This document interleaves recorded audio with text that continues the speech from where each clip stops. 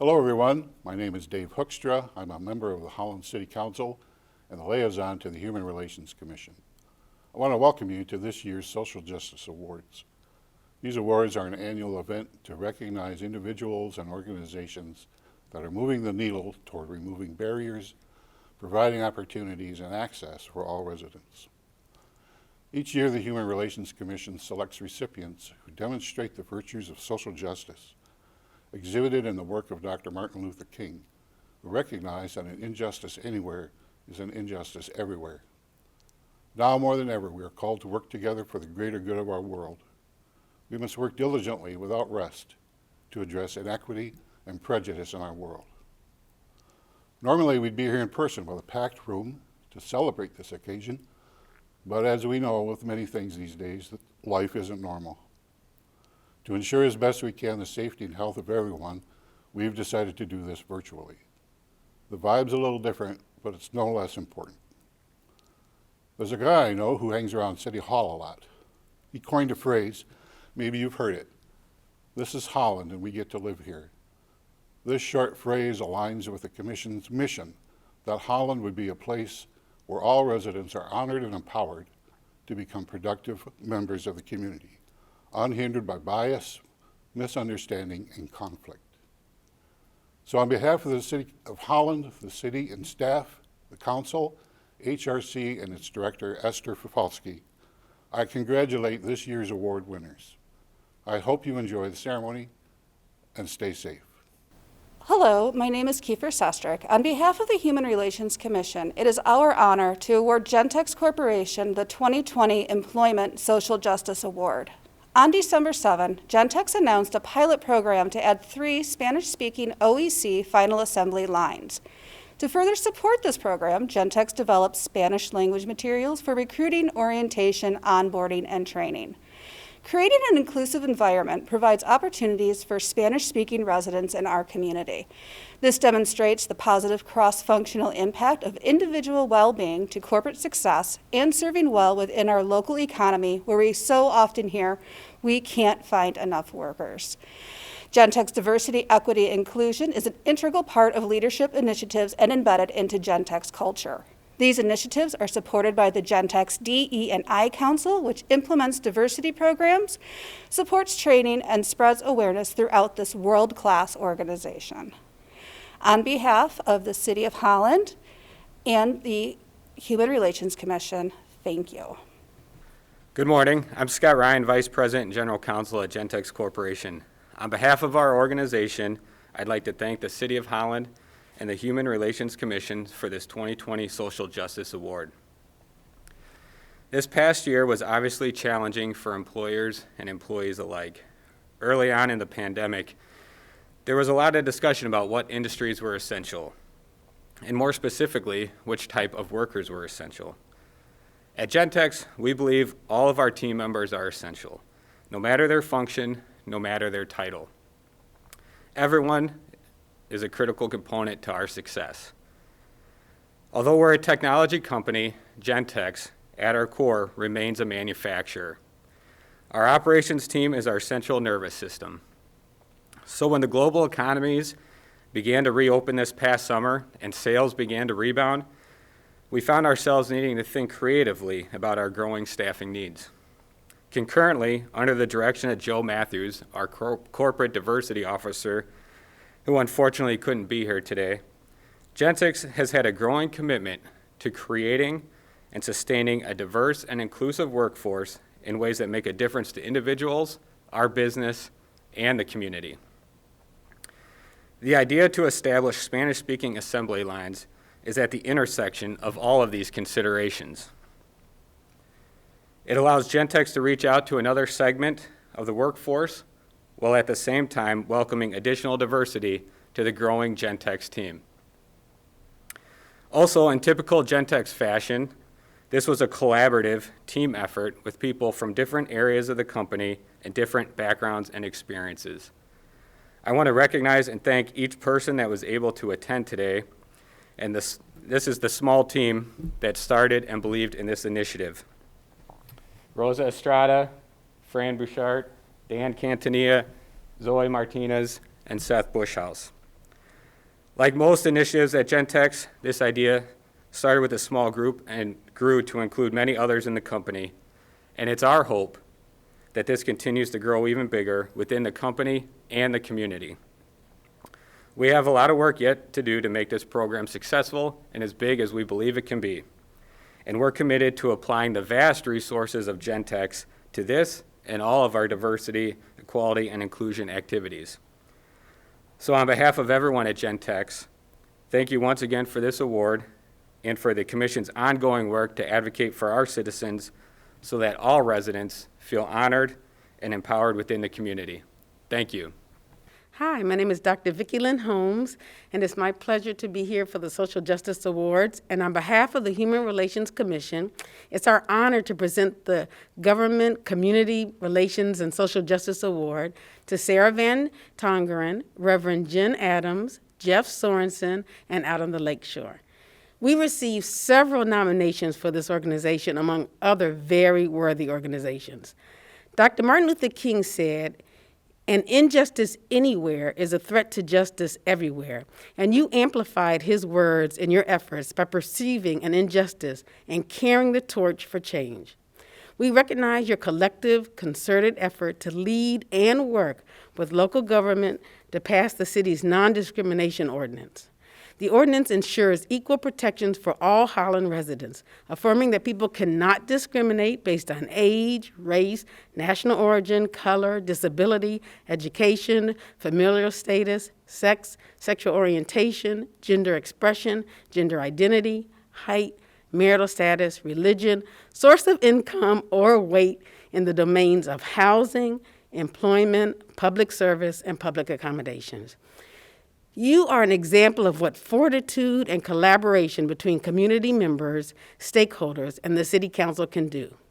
Here are a few of the many efforts you led. You organized speakers who shared personal and professional accounts of lived discrimination. You hosted support groups for community members who were experiencing trauma. You conducted community trainings on the process of city government and how to propose an ordinance. You worked and coordinated with City Manager Van Beek when large crowds and numerous public comments were expected in order to ensure public safety, including during the pandemic. You organized attendees to share with constituents what was happening at the city council level to increase involvement, even if the individuals were unable to attend. So in summary, you all worked for members of the community to be heard and represented. You did all of this in a way that held the city of Holland to its motto of maximize livability. Kudos. My name is Jeff Sorensen, and I'm the director at Out on the Lakeshore. And first, I'd like to say thank you to all that nominated Out on the Lakeshore, Reverend Jen Adams, Sarah Van Tongeren, and myself for this Social Justice Award. 2020 was a year that focused on social justice nationally, and we had our work to be done here as well. I am proud to have been a leader in that work locally, but I think my counterparts will agree with me when I say that this was truly a work of the community and not just a few leaders. And we couldn't have accomplished all that we did without the support of our community partnerships. So thank you to all who played a role in this as well, because good leaders can only exist when there's a great community to be led. And while we saw a lot of success in 2020 for social justice, we also recognize that there's still work to be done. And there always will be. Just a few days ago, Out on the Lakeshore, along with 3 other LGBTQ+ centers in West Michigan, received unsettling, threatening messages. These messages intended to invoke fear for the LGBTQ+ community in West Michigan and right here in Holland. Those messages, however, did not inspire fear, but instead inspired community again and solidarity among our 4 organizations. Because we know, just as we knew here in Holland in 2020, that we succeed when we come together. So I will continue to fight for social justice, and I encourage the community to do the same, even when that work may be hard, because likely that's when it's the most necessary.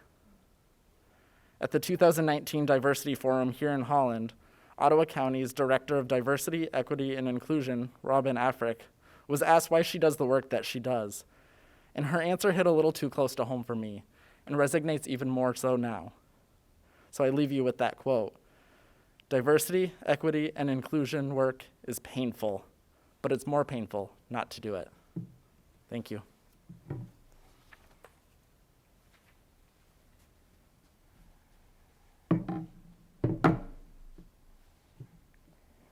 I am honored and grateful to receive this Social Justice Award alongside of Jeffrey Sorensen and Reverend Jen Adams. I accept this award not as an act of singularity, but as an act of solidarity alongside of community members in Holland that have historically been disregarded, feared, discriminated against, and even overlooked. This was not an event that occurred in one meeting or even in 1 year. It has taken our community 10 years to recognize that Holland is a diverse city and every member deserves to have equal rights and be protected citizens. It was through the courage and determination of many that were willing to speak out about injustices. It started with a letter of 35 mental health providers that signed and petitioned the city. It continued to the 70+ pastors who signed a statement of affirmation. And it was furthered by community members that were brave enough to face the council and share stories of discrimination, even while they were yet to be protected. My hope is that the change in the city's non-discrimination ordinance to acknowledge the full breadth of her own citizens will only be the beginning. My friends, there is a lot of work to continue to do, and you have my commitment that I will continue to work beside the community. May this new non-discrimination ordinance be the baseline for the city to continue to work within the community, to provide not just protection for housing, employment, public accommodation, but may this begin the work of living here, of thriving here, one in which we're able to participate and we're afforded the life that this city can offer as equals. Thank you to Holland City Council and the Human Relations Commission for seeing us, not as adversaries, but as citizens wanting to live here, to be here, to thrive here. I can honestly say that I have never been prouder to call the city of Holland home.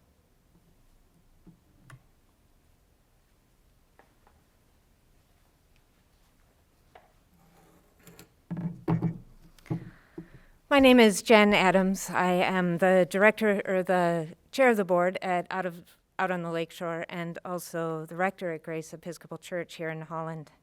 The first thing I want to say is thank you. And it's a big layered thank you. To Jeffrey, Sarah, to the board at Out on the Lakeshore, all the supporters of UDL and of Holland is Ready as well. Thank you to the hundreds and over time thousands of people who stood, spoke, wrote, knelt, worked in support of this non-discrimination ordinance. Thank you to businesses, social service organizations, faith leaders, and others. All those who have hoped for over a decade that this city would claim to be a place of welcome, not only in word, but in concrete action. Thank you to the entire LGBTQ community and allies, many of whom left because they found welcome amidst genuine diversity other places, or because they were hurt along the way, threatened or actually forced from jobs or housing here. Thank you to all who have given to these efforts in so many varieties of ways over more than 10 years. Thank you also to those who endured a very long final night of helping this ordinance pass. If there was anyone who doubted whether we needed this ordinance here, whether or not discrimination exists here, many of the things said, including blatant lies about LGBTQ people said that night, provided glaring proof. Thank you to city leaders, to Mayor Box and to City Council, to City Manager Van Beek, to Human Relations Director Fifelski and others who worked to make this ordinance solid, comprehensive, and who supported it as the right thing to do. Thank you for finding a way to make the order of this community one which protects and does serve more of its citizens. You took a big step in clarifying where we as a city stand with regard to diversity and inclusion and equity. You helped build accountability into the systems that we share. In passing this ordinance, you reflected the mission of this city to maximize livability for all its citizens. Thank you. And thank you to the Human Relations Commission for this award. We are extremely grateful. I want to note that we who worked to pass this ordinance made an intentional decision to expand the original proposal beyond LGBTQ people. While all of the attention went to the inclusion of sexual orientation, gender expression, and gender identity in this process, this ordinance actually includes a breadth of those who still exist on the margins here in Holland due to discriminatory practices, too long ignored at best, actively perpetuated at worst. Our efforts were, and the ordinance itself is, inclusive, working, as one council member noted, for those with disabilities, another noted for those who find themselves struggling here because of race or ethnicity or so many other reasons. This is not an ordinance for one group, it is an ordinance for many. In your note to us announcing this award, and as was quoted in the opening, you quoted Martin Luther King Jr., who said, "Injustice anywhere is a threat to justice everywhere." There is a together required in this work, this social justice work, an expansive many, seeking a common good. Justice is itself multi-layered, probably because we all are. Communities even more so.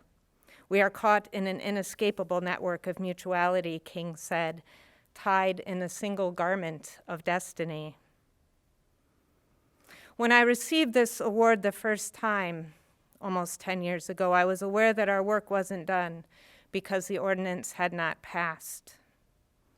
This time I am aware our work is not done because of the pain and struggle that is all around us, that runs through us all.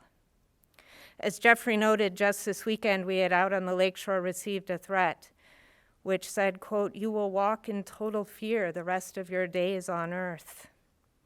You have nobody to turn to. You will now run in fear the rest of your natural life." Just this week, we watched as our capital was violently stormed by people, many of whom wore shirts or wore flags in support of extremist white supremacy groups, anti-Semitism, and frankly, anti-humanity. The lives of leaders were threatened. Many categories of humanity were threatened and continue to be. Our basic foundational means of establishing our ways of together are being threatened, and it will take all of us in resistance. Whatever affects one directly affects all directly, concluded King. He believed that the universe bends toward justice. So do I. It's why I do this work.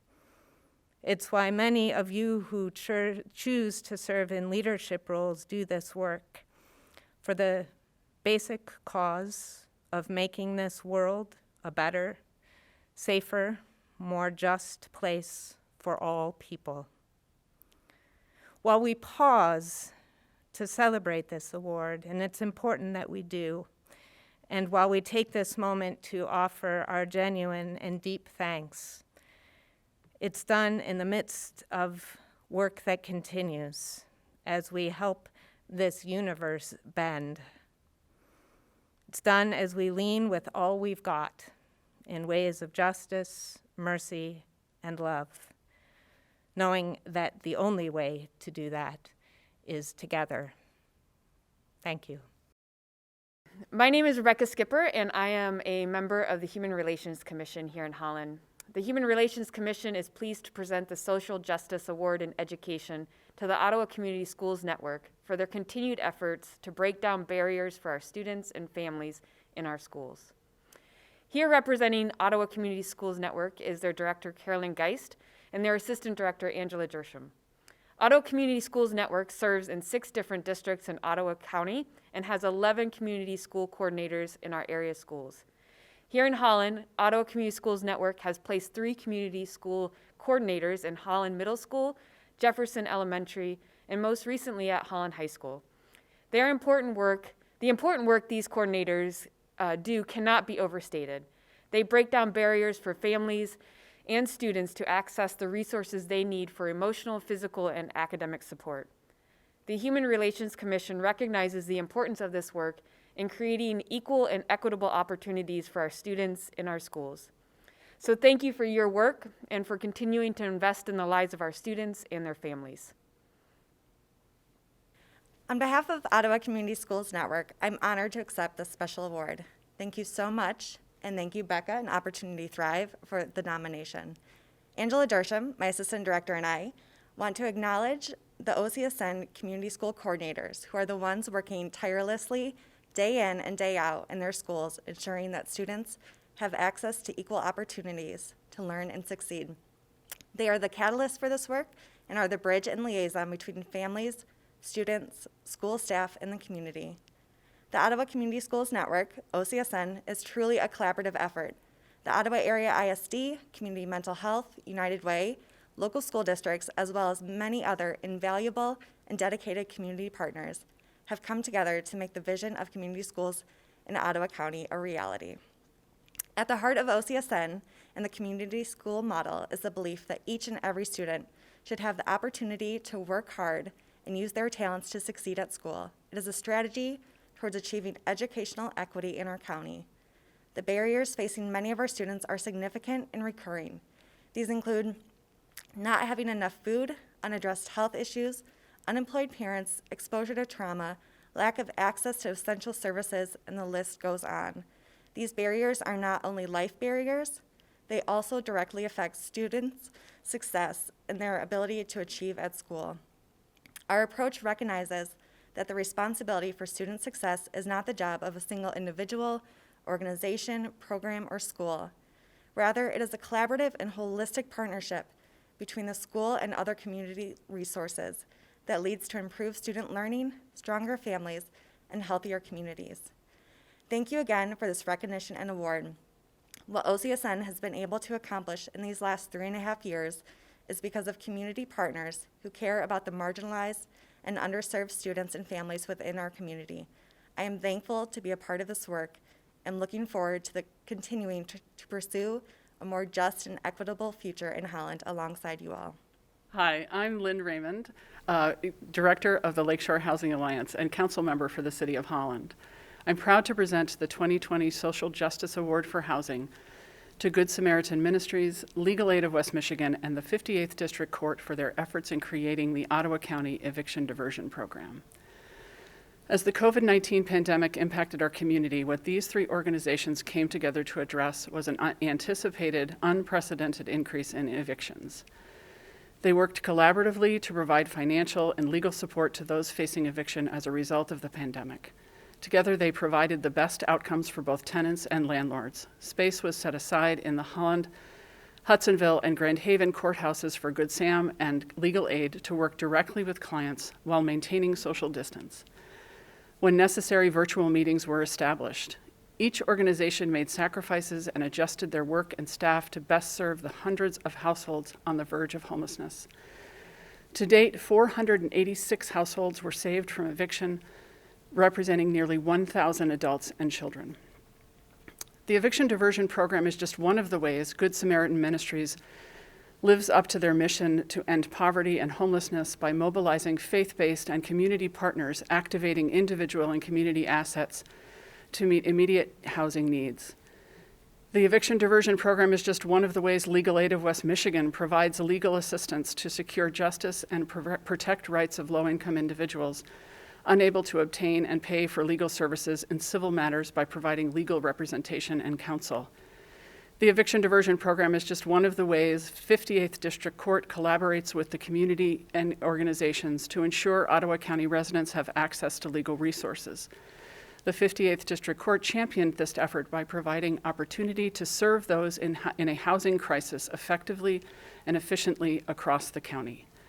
As Judge Canal stated in his report on the eviction diversion efforts to the Ottawa County Housing Commission, persons with secure housing are better able to maintain employment and provide for the care of their families.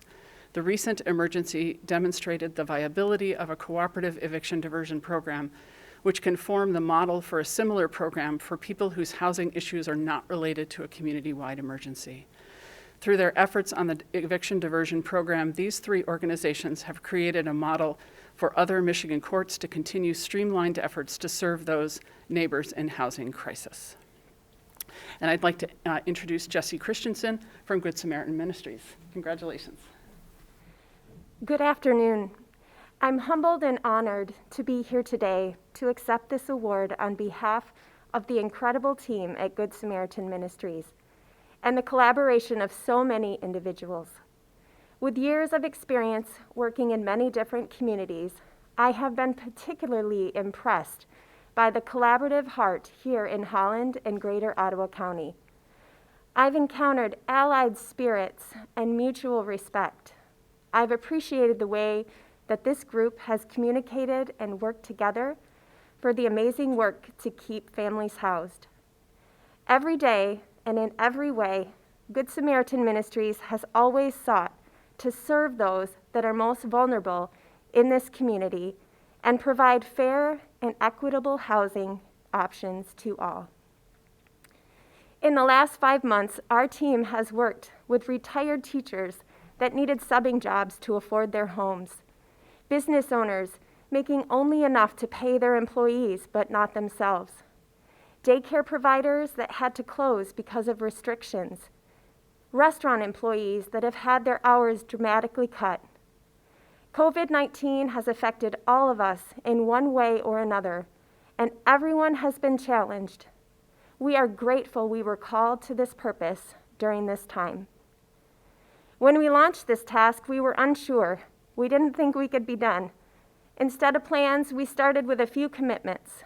We worked to serve those that needed us the most and be a good partner, and the result was remarkable. We were able to stand in the gap between landlords and tenants and recognize what they both needed. In addition to those 486 families that Lynn mentioned, we also worked with 65 landlords. They also contributed to this process. They had to forgive late fees and pay a portion of money due to them to better serve the tenants and salvage the relationship that is important. So thank you for recognizing the work of this team, for valuing the hard work that each person accomplished, honoring the patience they exhibited, the way they listened to tenants and landlords and regarded their experience, and the time that they each gave to this work. That impossible task wasn't so impossible when we all worked together. Thank you.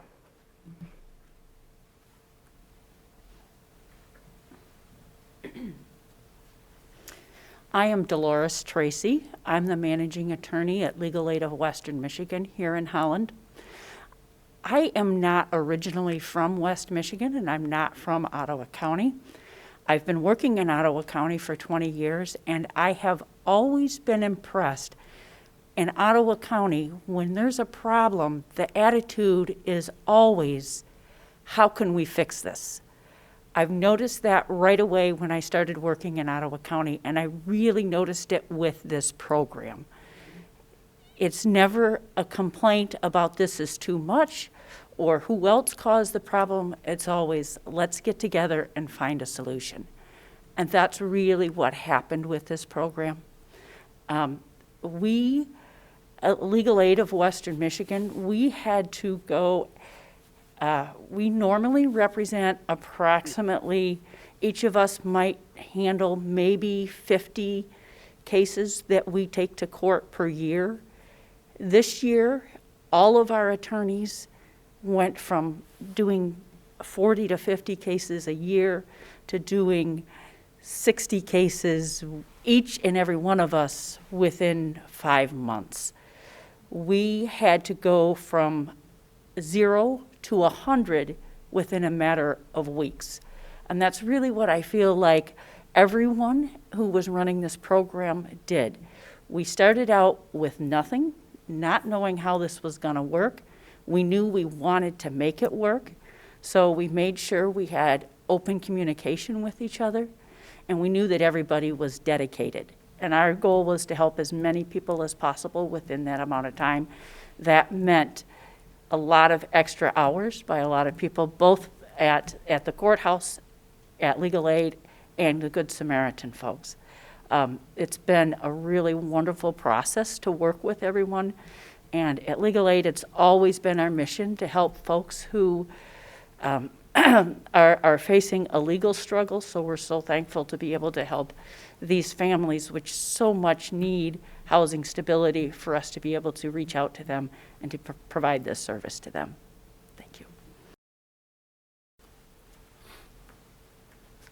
Hello, I'm Brad Canal, judge at the 58th District Court, and I just want to echo what the other people have said here. I could spend many minutes or hours explaining exactly how the program worked, but I would prefer to simply explain why the program worked. And it's not something that I would have predicted would work well.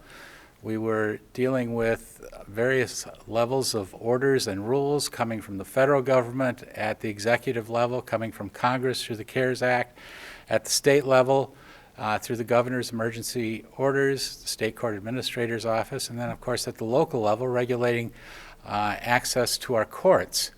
So with that overlay, it would have been easy to get hung up in the various rules that each agency was providing us to steer us through this. And it involved a streamlining process. And my job as a district judge was to oversee that process. Legal Aid streamlined the way that they interview people and make themselves eligible to assist people, so that the persons who were coming to court could find out right away what their options were. And there were several options involving relief that would be available. Landlords had to be persuaded that it was in their best interest to participate in the program, and they bought into it early. There was original skepticism, but they found that it was working and that we were able to process a really large number of cases, because you have to remember that as of late March, our operations were essentially shut down. We couldn't process new summary proceedings. We couldn't adjudicate summary proceedings in process. We couldn't issue eviction orders, and we couldn't enforce the eviction orders that had been entered.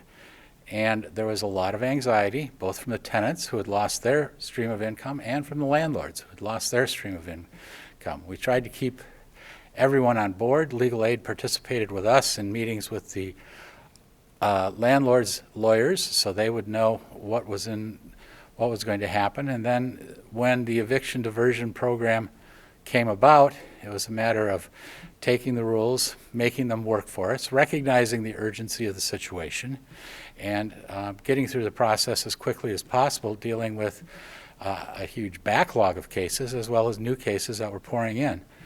And special thanks has to be given by me to my court administrator, Lori Catalino, who organized on a weekly or bi-weekly basis Zoom meetings with the various participants, so we would make sure that we were all on the same page. My summary proceedings clerk, Whisper Bourne, who's behind me, I have so much to be grateful to her for. She was the one who organized the docket and the files, and it was really helpful, because I would walk in the morning and she would say the one thing that employers love to hear from an employee, which was, "Judge, I've been thinking." And sure enough, she was able to handle a lot of the practical details and difficulties. So with Legal Aid assisting in providing people with all the information they needed to process that my job as a judge was made relatively easy. I was just the quality control guy at the end of the production line, to make sure that everything was in place, that people understood when they came into the courtroom and when they left the courtroom what the next step would be, where they needed to go, what they needed to do. And it has been remarkably successful. I think the numbers show that we've provided assistance to around 500 separate households through the eviction diversion program. Households that would have been without a home without this eviction diversion program. And we should be proud of that. As I mentioned when I presented my report to the County Housing Commission, the pandemic will end. The housing crisis caused by the pandemic will end, but the issues of housing in this community will remain. And it was my suggestion to them that the community learn the lesson from this situation and try to implement its own local eviction diversion program, because those problems will always be here even if the pandemic isn't. So again, I'm so grateful to the help of all of my employees and staff, as well as the organizations who have received this award. And it's not that we can rest on our laurels, because the eviction diversion program continues, and we will be continuing to assist people as best we can. Thank you again for the award. Good afternoon, everyone. My name is Diamante Balcazar, and I am the current chairperson of the Holland Youth Advisory Council, also known as HYAC. HYAC is a student-led group of local high schoolers who oversee, help, and participate in many activities here at the city. Every year, we have the distinct privilege of selecting a high school student in the area to receive the Youth Social Justice Award, an award that recognizes someone's commitment to improving our community and making it a better place to call home. While selecting one student from a list of nominations is a struggle each year, this year's recipient truly exemplifies what it means to be an advocate for social change and demonstrates the powerful voice youth can have in our community. His principal, Mr. Reinecke, describes him as a student who shows excellence and integrity in all walks of education, and a student who daily models the acceptance of others and treats everyone respectfully. Moreover, he truly showed the aforementioned traits and more this past summer when he spoke for the first time to thousands of community members during a Black Lives Matter march and rally here in Holland. It was here at this march that he used his voice to not only educate his community members, but to also call for the urgent change needed on all levels of government in order to make communities everywhere more safe, more welcoming, and more united. This is only a short description of the long list of contributions this student has made to our community. To name them all would just take too much time. With that, on behalf of the Holland Youth Advisory Council and the City of Holland, it is my honor to present this year's Youth Social Justice Award to West Ottawa senior Isaiah Reynolds. We thank you for your commitment and passion for social justice, and we cannot wait to see what you will continue to do for our community. Thank you, Mr. Reinecke, for nominating me for this award, and thank you to Mr. Henry Cherry for giving me the opportunity to speak at the Unity Bridge this past summer. When I was offered to give this short speech, it wasn't even a question. As a young African American, speaking about issues regarding race is important to me, and when I was given the opportunity to speak to many, I was excited to participate. However, I was a little nervous. That moment was vulnerable for me because it was an experience that I had never been in. Shortly before the speech, a young lady told me not to be nervous because this was not about me. It was about all of the Black Americans that have been abused and killed by police brutality. When she said that, it was as if a calming spirit had rested in my soul and I was more empowered than I was nervous. To whoever may be listening, if you are nervous to speak about these issues, I encourage you to take advice from the young lady that spoke to me before my speech, because this is bigger than us as individuals. I also want to encourage you to keep letting your voices be heard and to continue to choose love. In times like this, where political tension and disagreements between people is higher in my lifetime than ever before, it is imperative to continue to speak for what we believe in and for what is right. Lastly, it is key to continue to educate ourselves by doing research, reading, and talking to those who know more than us. Becoming more educated will allow us to have more in-depth conversations to those who have opposing viewpoints. Now, I'm not saying reform will happen right now and immediately, but the more we let our voices be heard, the faster change will happen. Thank you.